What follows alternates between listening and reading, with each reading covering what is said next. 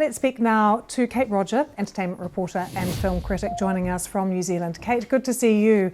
One of the things I've been trying to express to people today is just how loved Sam Neill was by so many New Zealanders. People really thought that they knew him, but he's been in so many films. He's been prolific for decades now. Give us a sense of the reaction back home in New Zealand.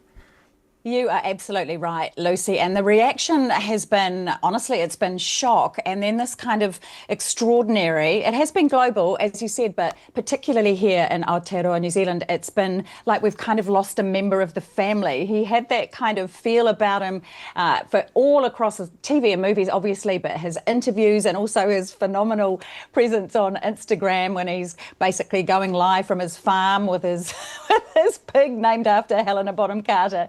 He has so accessible. He has such an irrepressible joy and innate Kiwi bloke kindness to him that even if people didn't know him, obviously millions all around the world, but Kiwis who've never met him, they've basically been saying, you know, they feel like they've lost someone that they've known their whole lives. So it's been quite a shock here today. Yeah, he seemed so baffled by the idea of celebrity, Kate. I know that when I spoke to him, he said, I'm just a New Zealand actor who works in Hollywood from time to time. But tell us a bit more about the man. I mean, you've interviewed him many times. When did you last speak to him? I last spoke to him just on 3 months ago. We had a 10th anniversary of an absolutely divine film, which I hope you all got to see, called Hunt for the Wilder People, directed by Taika Waititi. And Sam had the pivotal role of Uncle Heck in this film. And it's a beautiful film. And to celebrate its awesomeness, they re-released it into cinemas. So I had the absolute joy and privilege of sitting down with Sam for a good, solid hour-long interview alongside Taika, the director of the film. And it was the first time I'd seen Sam at the end of last year. He was looking a little frail and had got quite a fright. But when I saw him in March, he was still frail, but there was so much of him inside of him. He was still incredibly boisterous. He was full of so much happiness and was always very up for giving Taika quite a bit of jip. And it was just the same old Sam. And to be able to sit there and soak up his presence and the joy of being around him, absolute privilege. And it just accentuated, to be honest, the shock today because he'd beaten cancer, and it was certainly the news that broke just a few hours ago was quite a shock. Kate, I wrote just a little something when I first came into work for the BBC News Live page, because it was also the hunt for the Wilder People 10 years ago when I sat down and chatted with Sam, and I met him at the premiere here in London as well, and all the things you're describing about him, I mean, they were so present in the conversation that I had with him too. And then you look at all of the people from right around the world, from so many different sectors, paying tribute to him today. It is remarkable. But can I take a moment to reflect on what he meant to the industry? Because if we go back to the 70s, he was in a film called Sleeping Dogs, which really helped to raise the profile of New Zealand cinema. He went on to be in The Piano, which was such a landmark movie.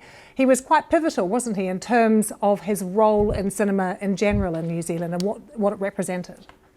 100%. And if we look at that relationship with Roger Donaldson, who went on to form the New Zealand Film Commission, he was the director and filmmaker starting out when he made Sleeping Dogs with Sam and plucked Sam out of nowhere. And they had an amazing relationship. And they really, if you think back now, we think about New Zealand and we think about Sir Peter Jackson and Taika and Middle Earth. And we have such a small population, but I feel like we bat above our average when it comes to cinema and storytelling. And Sam is a huge part of that legacy. And if we think back to the day I first encountered him, because my mother had a huge crush on him because she watched Riley, Ace of Spies, Lucy. That was her favourite show.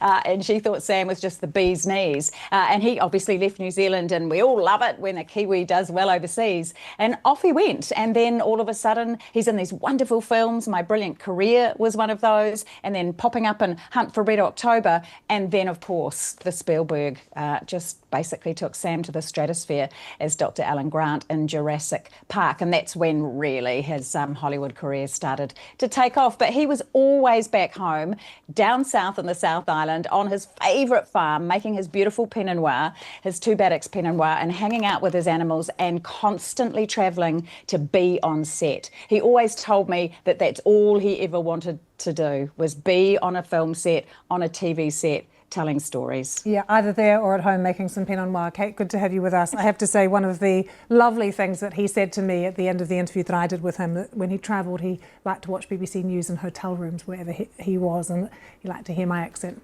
when we turned on the TV. It was such a nice, generous, kind thing for him to say, because it reminded him of home.